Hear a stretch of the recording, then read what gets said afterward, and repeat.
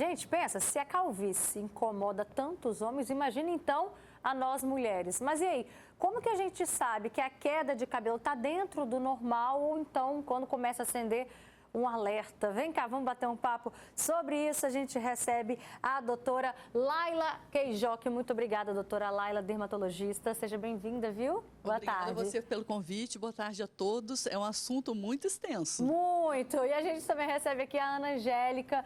Ela é professora. Acho que daí já justifica, né?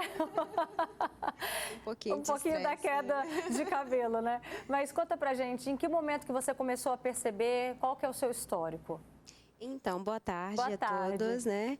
Eu passei por uns momentos muito deprimidos, né? Tive uma perda muito grande na minha família e depois disso eu comecei a notar uma queda de cabelo acentuada. Mas ela se acentuou mais ainda após uma dengue hemorrágica. 2 meses após uma dengue hemorrágica, o meu cabelo começou a cair muito. Assim, significativamente, de eu ficar assim, com a autoestima muito baixa, de não querer sair de casa, né? Então, eu procurei uma dermatologista para poder estar me orientando nessa queda de cabelo, para procurar a causa disso, né? E ela fez os exames e fez o tratamento de dentro para fora. E eu procurei também uma especialista em tricologista capilar para poder fazer o de fora, né? Para fazer o tratamento em conjunto, tanto o interno quanto o externo, para poder estar melhorando a saúde do meu cabelo e voltar com a minha autoestima. Perfeito. E está nesse processo? Ainda estou nesse processo. É um processo doloroso, é demorado. Eu já tive que ter 2 cortes de cabelo, né? Porque como desregulou muito o formato do meu cabelo, eu tive que ter 2 cortes. O primeiro corte foi muito doloroso para mim, né? Eu chorei muito, mexeu muito comigo mesmo, me abalou sentimentalmente, porque teve que cortar curtinho. Aí ele cresceu mais um pouquinho, aí a gente fez um outro corte de cabelo, acompanhando com a terapeuta capilar e a dermatologista com as medicações, né? E agora a gente está preparando para fazer um novo corte, né? Para poder ir alinhando um fio para ir restabelecendo a saúde do meu cabelo. Tem que ter paciência, Tem né? que ter Cabelo muita tem que ter paciência. Tem. Agora, doutora, é isso mesmo? Os fatores que podem provocar queda de cabelo, pode ser desde o estresse ou até mesmo, igual ela disse, uma doença, tudo isso interfere? Sim, Roberta, o que ela contou é um dos casos muito frequentes, que se chama eflúvio telógeno. O eflúvio telógeno nada mais é da queda do cabelo, assim, repentina, após algum estado de estresse emocional ou, às vezes, fazer uma cirurgia, um procedimento cirúrgico, o uso de um antibiótico, uma infecção de garganta, infecção urinária, são diversas causas. E a deficiência vitamínica também. Então, a alopecia, a queda de cabelo, ela pode ser classificada de várias formas. A alopecia androgênica, que é um padrão genético, pode ser feminina ou masculina, e que é um tipo de tratamento. Existe a fibrosante frontal, que é essas hairlines, que é a linha frontal.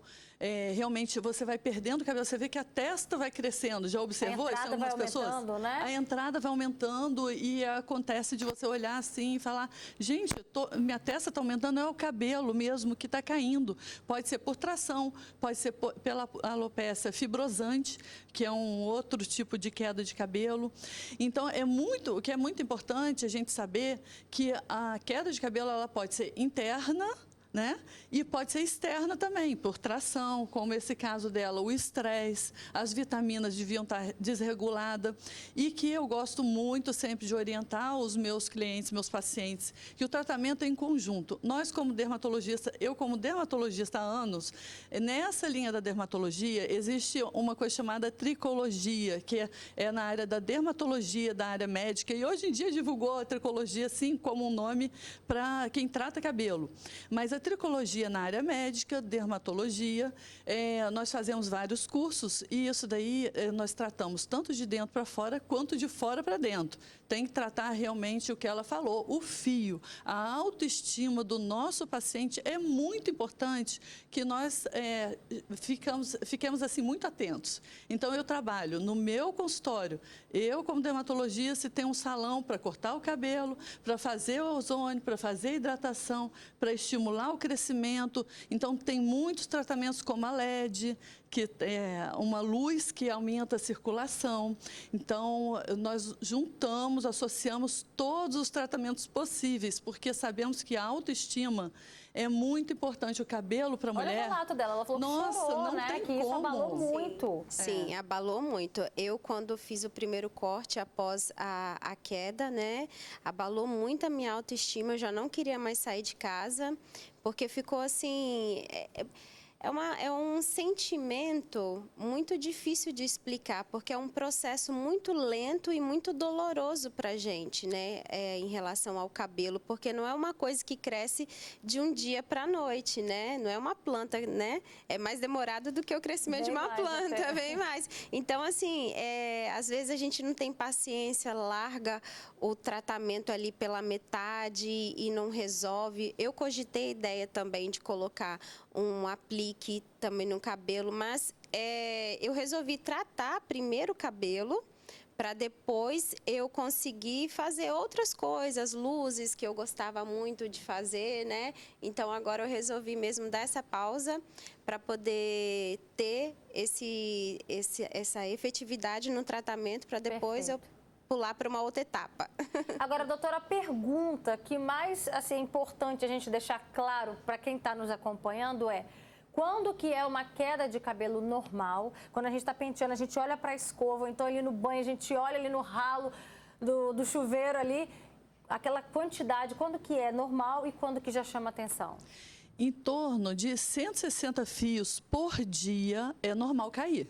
Então, é muito cabelo, né? Se for falar assim. Só cai na escova. Não, então, cai na escova e tal. Então, quando você observa que o volume está maior, então, no banho, você lavou ou penteou depois, tá caindo mais, enchendo a mão, aí você já sinaliza.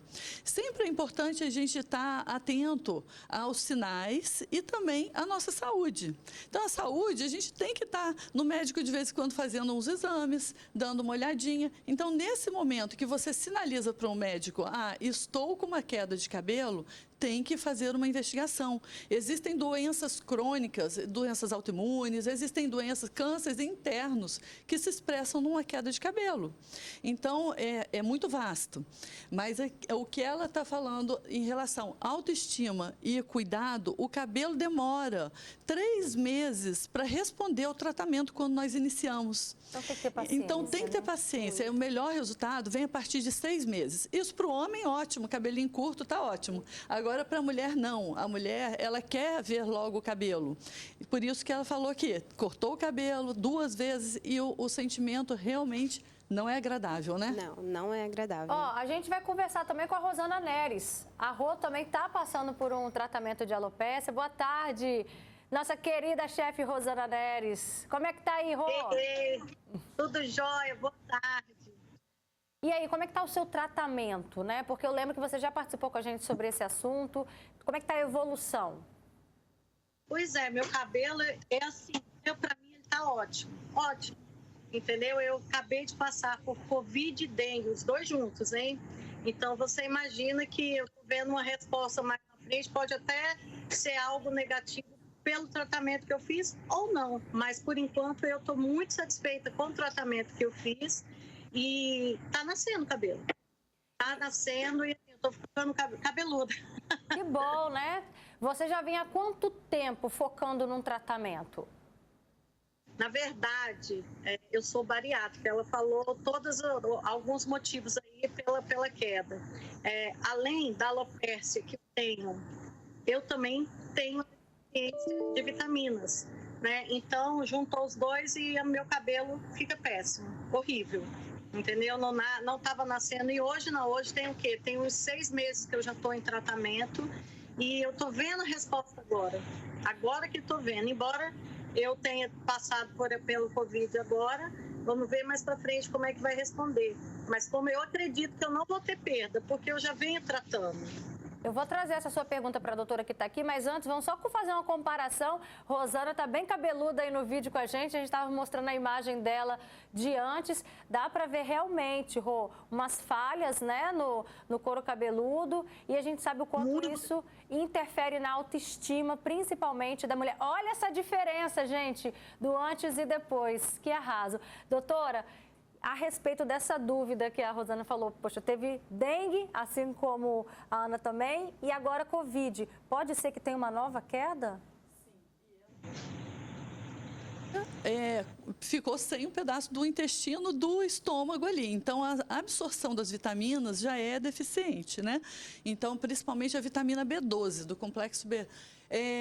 O Covid e dengue são 2 fatores que pioram a queda, sim. E, normalmente, após 3 meses, essas situações é que começa a ter a queda realmente. Mas mesmo ela mantendo as vitaminas, fazendo ainda mesoterapia? Sim, então, fazendo todo o tratamento, a queda pode ser menor ou às vezes nem perceber, passar desapercebida. Então, fica tranquila, que eu acredito que não vai ser nada exagerado, como viu no começo ali, né, que ela estava bem, com o cabelo bem ralinho. E pode perceber que esse tipo de queda, após uma cirurgia bariátrica, após Covid, após uma outra situação de eflúvio telógeno, ela é difusa, então não é em placas. E tem outras alopécias que são em placas, que a pessoa perde 100% do cabelo. Naquela região. Em áreas arredondadas, normalmente. Perfeito. Doutora, tem uma pergunta curiosa aqui da Joanita Guimarães. Ela diz, existe algum exame específico para diagnosticar a queda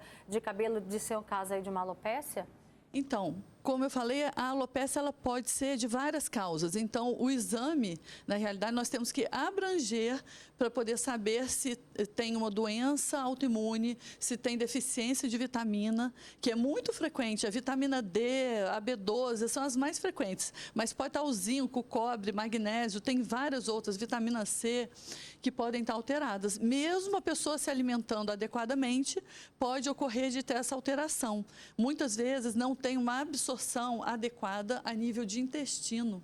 Então, assim como o bariátrico, às vezes os idosos, por isso que muitos idosos também perdem cabelo e às vezes não tem na genética da família, mas perdem cabelo. Então, tem muitas situações diversas. A Nilda também quer saber o seguinte, ela disse que teve câncer, né? Teve queda de cabelo por conta disso e nunca mais ele foi a mesma textura. É possível recuperar essa textura do fio com algum tratamento? Roberta, muda mesmo, tá? A textura após uma quimioterapia depende de como foi, pode alterar a produção desse fio. E pode, claro que você pode melhorar isso, porque existem... hoje em dia a gente não fala muito em mesoterapia. Existem aplicações com microagulhamento, mas não é o microagulhamento de rolinho, são outros tratamentos que a gente fala que é a microperfusão capilar, que ajuda muito e Perfeito. ajuda também no fio. Tá certo, doutora. Obrigada, viu, pelas suas explicações. Obrigada também, Ana Angélica, que você consiga recuperar toda a autoestima, né? Que você está cada dia mais Estou num processo. Obrigada a você. Obrigada. Beijo, Rô. Rosana Neres, linda, maravilhosa. Obrigada.